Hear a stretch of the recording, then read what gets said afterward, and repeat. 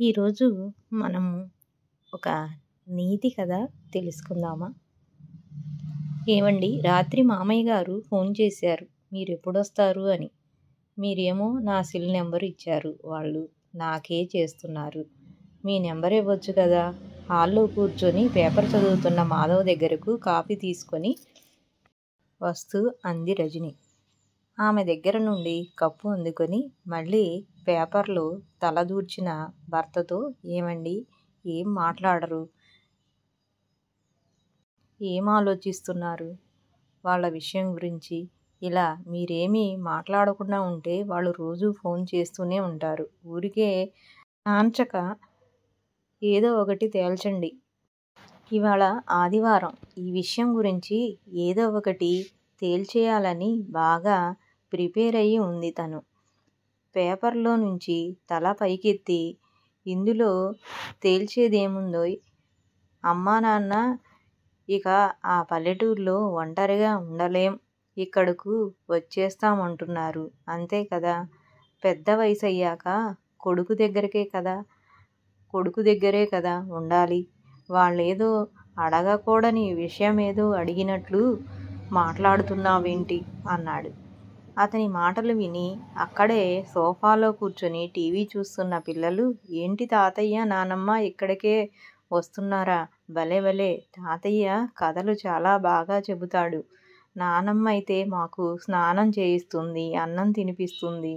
ఇంకా రోజు మేం తాతయ్య నానమ్మల దగ్గరే పడుకుంటాం. తొందరగా రమ్మనండి డాడీ అంటూ వాళ్ళ ఆనందాన్ని వ్యక్తం చేశారు. పిల్లలు కూడా అలా అనడంతో కోపం వచ్చింది రజనీకి. చాల్లే, నోరు ముయ్యండి. వాళ్ళ దగ్గరైతే మీ వేషాలన్నీ సాగుతాయని మీ సంతోషం అని భర్త వైపు తిరిగి, ఏంటండి రానిచ్చేది? ఇక్కడ మనమెలా ఉంటున్నాం, మీ అమ్మ నాన్న ఎలా ఉంటారు? ఆ పల్లెటూరి మాటలు చేతలు ఎలా ఉంటాయో మీకు తెలుసుగా. మన ఇంటికి పెద్ద వాళ్ళందరూ వస్తారు. వాళ్ళు వీళ్ళని చూస్తూ ఏమనుకుంటారు? పోయినసారి మన ఇంట్లో ఫంక్షన్కి వచ్చినప్పుడు మీ అమ్మని చూసి మీ మేనేజర్ గారి భార్య ఏమందో తెలుసా? ఈవిడ మీ అత్తగారా? నేను మీ వంట మనిషి అనుకున్నాను అంది. నాకు తల కొట్టేసినట్లయింది. కావాలంటే ఆ పల్లెటూళ్ళలోనే ఉండమనండి. కావలసినంత మంది పనివాళ్ళని పెడదాం. లేదు ఇక్కడికి వస్తాము అంటే ఏ ఓల్డేజ్ హోమ్లోనైనా చేర్పించండి. డబ్బెంతైనా కట్టగల స్తోమత మనకుందిగా. అంతేగాని ఇక్కడికి మాత్రం తీసుకొస్తానని అనకండి అంది. ఆమె మాటలు పూర్తి అయ్యి కాకముందే, ఇక ఆపుతావా నీ గోల? ఏంటి మాట్లాడితే మా అమ్మా నాన్నలను పల్లెటూరు వాళ్ళంటావు? అలాగైతే నేను పల్లెటూరు వాడినేగా, నువ్వు మాత్రం పల్లెటూరు దానివి కాదా? కాకపోతే సిటీలో మీ బాబాయ్ ఉండటంతో నువ్వు మీ అన్న అక్కడ చదువు వెలగబెట్టారు. మీ అమ్మా నాన్న పల్లెటూరు వాళ్ళు కాదా? మన పెళ్ళైనప్పుడు వాళ్ళు మాత్రం ఎలా ఉన్నారు? మీ అన్నయ్యకు ఉద్యోగం వచ్చి పెళ్ళయ్యాక వాళ్ళని తనతో తీసుకువెళ్ళడంతో కొంచెం సిటీ లైఫ్ వాళ్ళకి అలవాటయింది. నేనే ఇన్ని రోజులు అశ్రద్ధ చేశాను. మా వాళ్ళని కూడా అప్పుడే తెచ్చుంటే బాగానే ఉండేది. మా అమ్మే మొహమాటానికి ఇప్పుడే మీ దగ్గరికి ఎందుకులేరా, రేపు చేసుకోగలిగే ఓపిక లేని రోజున ఎలాగూ మీ దగ్గరకే రావాలిగా అన్నది. అవును అత్తయ్యగారు, మీరెప్పుడు రావాలనుకుంటే అప్పుడు రావచ్చు. తొందర ఏముంది? పైగా ఇక్కడ ఇంతమంది వాతావరణంలో ఉండే మీరు ఆ సిటీలో ఇరుకు అద్దె ఇళ్లల్లో ఉండలేరు. మీ అబ్బాయి ఇల్లు కట్టాలనే ఆలోచనలో ఉన్నారు కూడా. మన సొంతిళ్ళైతే ఏ సమస్య ఉండదు అంటూ వాళ్ళని రానీయకుండా అడ్డుపుల్ల వేశావు. ఇప్పుడు వాళ్ళు చేసుకోలేని స్థితిలో ఉండి వస్తాము అంటే ఇప్పుడు కూడా వద్దంటున్నావు. ఇంత పెద్ద ఇంట్లో వాళ్ళు ఒక గదిలో ఉంటే నీకేమైనా అడ్డమా? అన్నిటికీ పనివాళ్ళు ఉన్నారు. నువ్వేదో వాళ్ళకి బండ చాకిరీ చేయాలన్నట్లు మాట్లాడుతున్నావు. పైగా ఓల్డేజ్ హోమ్లో చేర్చమని ఉచిత సలహాలు ఇస్తున్నావా? నేను వాళ్ళ కన్న కొడుకును. నీకు ఇష్టం ఉన్నా లేకపోయినా నా తల్లిదండ్రులు నా దగ్గరే ఉండాలి, ఉంటారు కూడా. రేపు ముసలిదానివయ్యాక నువ్వు ఉందువుగానిలే ఓల్డేజ్ హోంలో అంటూ లేచి వెళ్ళి షర్టు వేసుకుని బయటికి వెళ్ళిపోయాడు కోపంగా. భర్త తన మాట కాదనడంతో ఏం చేయాలో అర్థం కాలేదామెకి. ఇక ఏ విధంగా చెప్పినా అతన్ని మార్చడం కుదరదని తేలిపోయింది. పైగా పిల్లలు కూడా తండ్రిని సపోర్ట్ చేయడంతో తన మాటను ఎలా నెగ్గించుకోవాలో తోచలేదు. అత్తగారు మామగారు మంచివాళ్లే, కానీ కలిసుంటే తప్పక తేడాలొస్తాయని, తగవులవుతాయని భయం. తన క్లోజ్ ఫ్రెండ్ సుభద్ర అలా జరిగే గొడవలు తీవ్రమై ఆత్మహత్య చేసుకుంది. దాంతో ఆ భయం ఇంకా బలపడింది. చివరికి పల్లెటూరు వాళ్ళం అని ఏదో వంక చెప్పి వాళ్లను రాకుండా చేద్దామన్నా కుదరలేదు. పైగా భర్తకి కూడా అమ్మానాన్నలంటే ఒకంత ప్రేమ ఎక్కువే. కొడుకు ఇల్లు కట్టుకున్నప్పుడు, ఇతరత్ర అవసరాలప్పుడు అతను అడగకుండానే డబ్బులు, బంగారం అంతా ఇచ్చేశారు. అప్పుడప్పుడు వచ్చి 4 రోజులుండి వెళ్ళేవాళ్లు. ఇక ఇప్పుడు పూర్తిగా వచ్చేయాలని నిర్ణయించుకున్నారు. ఆలోచించుకుంటూనే వంట ప్రయత్నంలో పడింది. మధ్యాహ్నం భోజనాల దగ్గర కానీ, రాత్రికి కానీ ఇద్దరూ ఏం మాట్లాడుకోలేదు. తెల్లారి పొద్దున లేచి తయారవుతున్న భర్తను ఎక్కడికి అని అడుగుదామనిపించి కూడా అహం అడ్డొచ్చి ఆయనే చెబుతారులే అనుకుని కిచెన్లోకి వెళ్ళి కాఫీ కలిపి తెచ్చి ఇచ్చింది. కాఫీ అందుకుని, రజనీ, నేను వీరాపురం వెళ్ళి వస్తాను. పొలం కౌలు ఇంటి గురించి మాట్లాడి అన్నీ సర్దుకుని అమ్మానాన్నలను తీసుకుని సాయంత్రానికల్లా వస్తాను అంటూ ఆమె సమాధానం చెప్పేలోపే కారు దగ్గరికి వెళ్ళిపోయాడు. ఆమెకు అతన్ని ఆపలేకపోయానని ఉక్రోషం ఎక్కువై దుఃఖంగా మారింది. కాసేపటికి తాను బాధనే ఎవరితోనైనా పంచుకోవాలనిపించి వెంటనే సెల్ తీసుకుని అన్నకు ఫోన్ చేసింది. ఆమె అన్న వినోద్ 4-5 సిటీలలో జాబ్ చేసి చివరికి ఢిల్లీలో స్థిరపడ్డాడు. వెళ్ళి సంవత్సరమైంది. పెద్ద ఇంజనీరుగా బాగా సంపాదిస్తున్నాడు. తమని రమ్మని చాలాసార్లు ఫోన్ చేశాడు కానీ వెళ్ళడానికి కుదరలేదు. అమ్మానాన్నలను చూడటానికైనా ఈ సమ్మర్లో వెళ్ళాలని అనుకుంటుంది. ఫోన్ రింగు మొత్తం అయిపోయింది. వినోద్ ఫోన్ తీయలేదు. అమ్మ వాళ్ళకి చేద్దామంటే వాళ్ళకి ఫోన్ లేదు. అన్నయ్య ఫోన్లో నుండే మాట్లాడతారు. ఒక ఫోన్ తీసుకోవచ్చు కదమ్మా అంటే, అదమ్మా మాకు తెలీదమ్మా, ఇక్కడ అంతా హిందీ కదా, అన్నయ్య ఉన్నాడుగా అంటుంది. ఇంతలో ఫోన్ మోగింది. చూస్తే అన్నయ్యే. ఫోన్ ఎత్తగానే రజనీ, నేను వేరే చోట మీటింగులో ఉన్నారా, సాయంత్రం నేనే ఫోన్ చేస్తాను, ఉంటాను అంటూ హడావుడిగా పెట్టేశాడు. అయ్యో, అన్నయ్యతో మాట్లాడడానికి కూడా కుదరలేదే అని నిట్టూరుస్తూ పిల్లల్ని స్కూలుకి తయారు చేయడానికి లేచింది. సాయంత్రం అయ్యింది. పిల్లలు స్కూల్ నుండి వచ్చాక వాళ్ళకి స్నాక్స్ పెట్టి పాలు ఇచ్చి టీవీ దగ్గర కూర్చుంది. రాత్రి 8 గంటలయ్యింది. మాధవ వాళ్ళు వచ్చేసరికి ఎదురెళ్ళి అత్తగారి చేతిలోని బ్యాగు తీసుకొని, బాగున్నారా అత్తయ్యగారు, ఆరోగ్యం బాగుందా మామయ్యగారు అంది రజని, తన మనసులోని భావం ముఖంలో కనపడనీయకుండా. పిల్లలు సంతోషంగా పరిగెత్తుకుంటూ వచ్చి తాతయ్య, నానమ్మ అంటూ వాళ్ళని వాటేసుకున్నారు. అమ్మా నాన్న వచ్చినప్పుడు భార్య ఏ మూడ్లో ఎలా ఉంటుందో అని భయపడుతున్న మాధవ తేలికగా ఊపిరి పీల్చుకున్నాడు. స్నానం చేసి వస్తానని బెడ్రూంలోకి వెళ్ళాడు. అత్తమామలకు వాళ్ళ రూమ్ చూపించింది. బాత్రూంలో గీజర్ ఆన్ చేసింది. అత్తయ్య గారు, మీరు మామయ్య గారు స్నానం చేసి రండి, ఈలోపు నేను భోజనాలు రెడీ చేస్తాను అంది.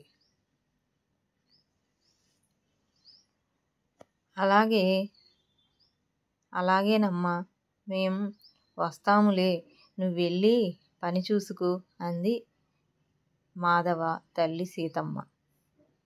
అందరూ మాట్లాడుకుంటూ భోజనం చేసి పడుకునేసరికి 11 అయ్యింది. తెల్లవారుజామున 5:30 గంటల సమయంలో అందరూ మంచి నిద్రలో ఉన్నారు. కాలింగ్ బెల్ అదే పనిగా మోగుతుంది. ఈ టైంలో ఎవరై ఉంటారబ్బా అనుకుంటూ నిద్ర కళ్ళతో వచ్చి తలుపు తీసింది. ఎదురుగా ఉన్న తల్లిదండ్రులను చూడగానే ఆమె నిద్ర మొత్తంతా ఎగిరిపోయింది. ఆమె వెనుకే వచ్చిన మాధవ ఆశ్చర్యపోయిన, బాగున్నారా మామయ్య గారు, అత్తయ్య గారు అంటూ వారిని పలకరించి, ముందు లోపలికి రండి, చలిగా ఉంది అని. ఏంటలాగే నిలబడిపోయావు రజని, ముందు త్వరగా వెళ్ళి మీ అమ్మకి నాన్నగారికి కాఫీ కలిపి తీసుకురా త్వరగా అన్నాడు. రా అమ్మా, రండి నాన్న అంటూ వాళ్ళ దగ్గర బ్యాగులు తీసుకొని పక్కన పెట్టి తలుపులు మూసి కిచెన్లోకి వెళ్ళింది. పెందలాడే లేచే అలవాటున్న మాధవ తల్లిదండ్రులు కూడా కాలింగ్ బెల్ మోతకి లేచి హాల్లోకి వచ్చారు. అందరి పలకరింపులయ్యేసరికి రజని అందరికీ కాఫీ తెచ్చి ఇచ్చింది. వీళ్ళేంటి ఇంత సడన్గా వచ్చారు? మా అమ్మా నాన్న విషయం గురించి ఏమైనా మాట్లాడడానికి రజనీనే ఫోన్ చేసి పిలిపించి ఉంటుందా అని ఒక నిమిషం సందేహపడ్డారు మాధవ. కానీ ఆమె ముఖం చూస్తే ఆమెకు కూడా వాళ్ళ రాక గురించి తెలియదని అర్థమయింది. మౌనంగా కాఫీ తాగుతున్న అత్తమామలను గమనించాడు. కొంచెం తేడాగా కనిపించారతనికి. ఇది వరకున్న సంతోషం, కళ, కాంతి వాళ్ళ ముఖాల్లో కనపడడం లేదు. అతనికన్నా ముందుగానే తల్లిదండ్రులను చూసిన మరు నిమిషంలోనే వాళ్ళ ముఖాల్లోని తేడాని గమనించేసింది రజని. ఎంతైనా కూతురు గదా. వదినగారు అంత దూరం నుండి మీ ఇద్దరే వచ్చారా అని ఆశ్చర్యంగా అడిగింది సీతమ్మ. లేదొదినగారు, మాతో వినోదు వచ్చాడు.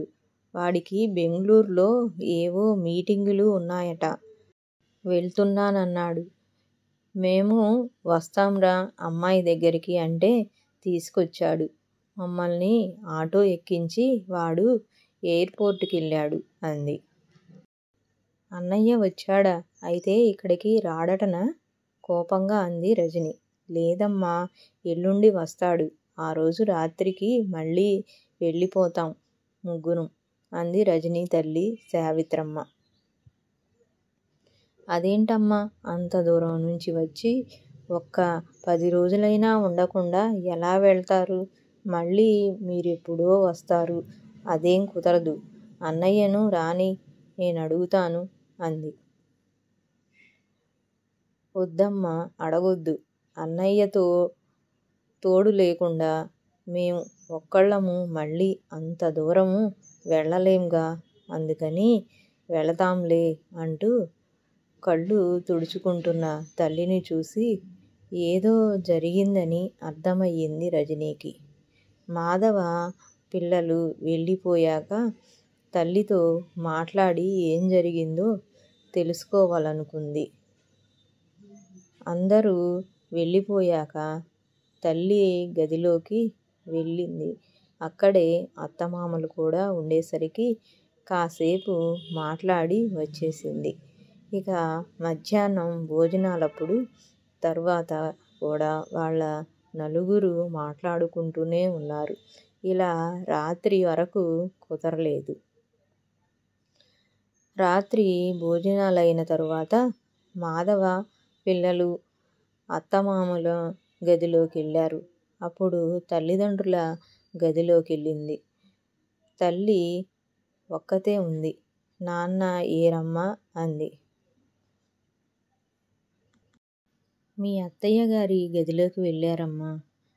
అబ్బాయి పిల్లలు కూడా అక్కడే ఉన్నారుగా, మాట్లాడుతున్నారు.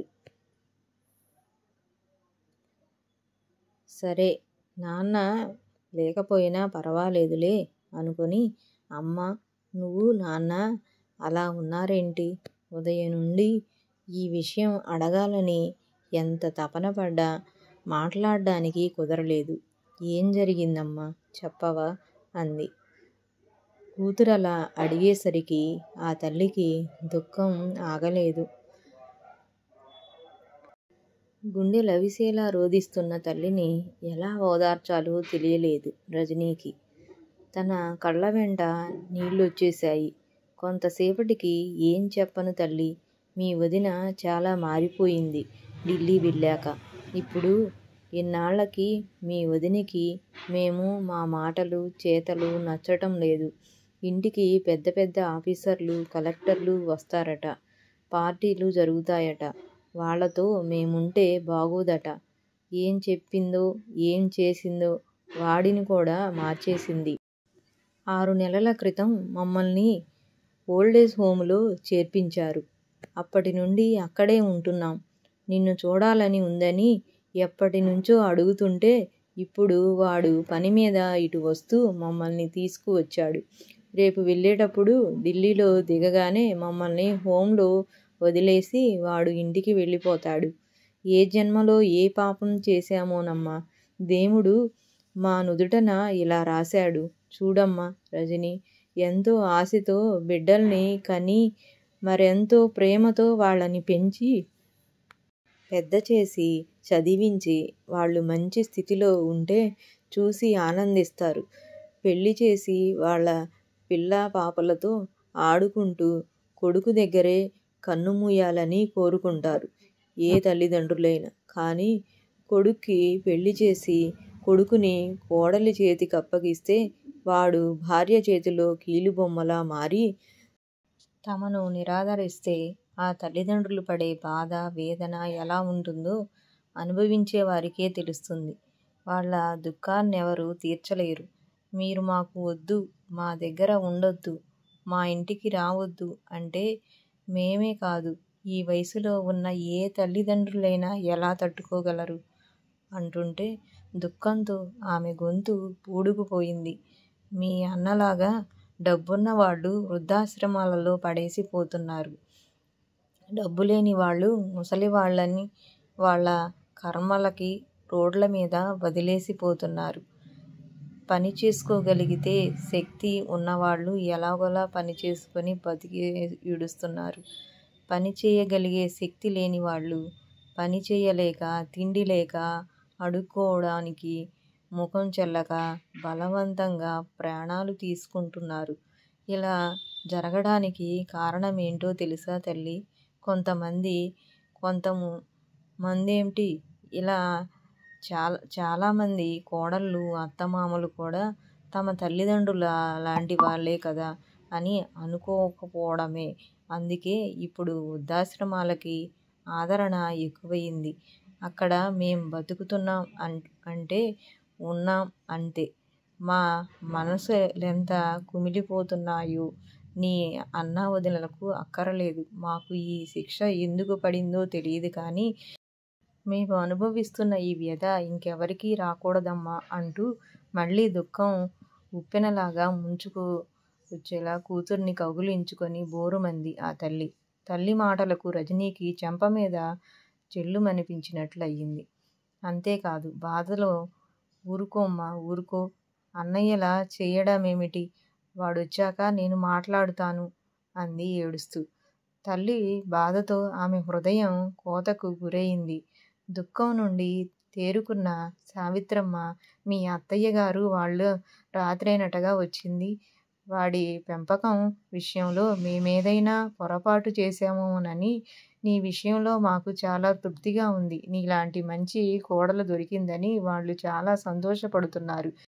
మీరైనా ఆనందంగా ఉండండి, అది చాలు అంది. తల్లి మాటలకు గిల్టీగా ఫీల్ అయింది రజని. ఇంకా నయం, తాను అన్నయ్యతో గాని తల్లితో గాని మాట్లాడుకోకపోవడమే మంచిదయిందనుకుంది. అంతలో మాధవ పిలవడంతో సరే పడుకోండమ్మా, పొద్దుపోయింది అంటూ వెళ్ళిపోయింది. మూడో రోజు ఉదయం వినోద్ వచ్చాడు.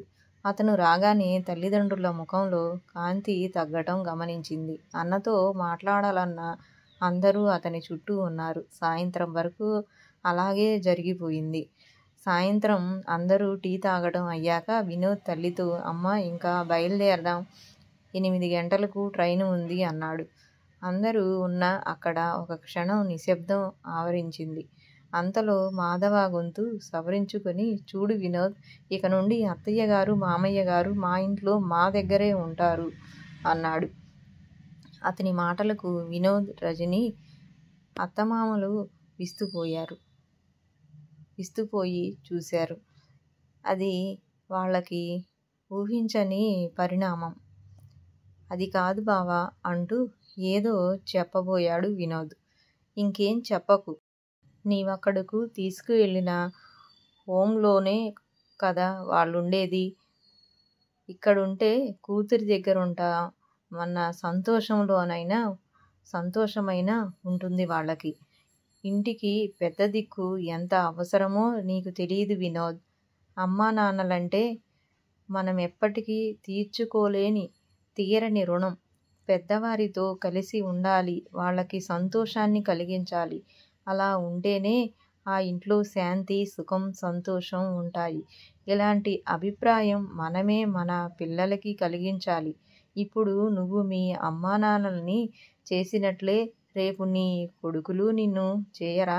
దూరంగా ఉంచితే పెద్దవాళ్ళ పడే బాధ నీకప్పుడే అర్థం కాదులే.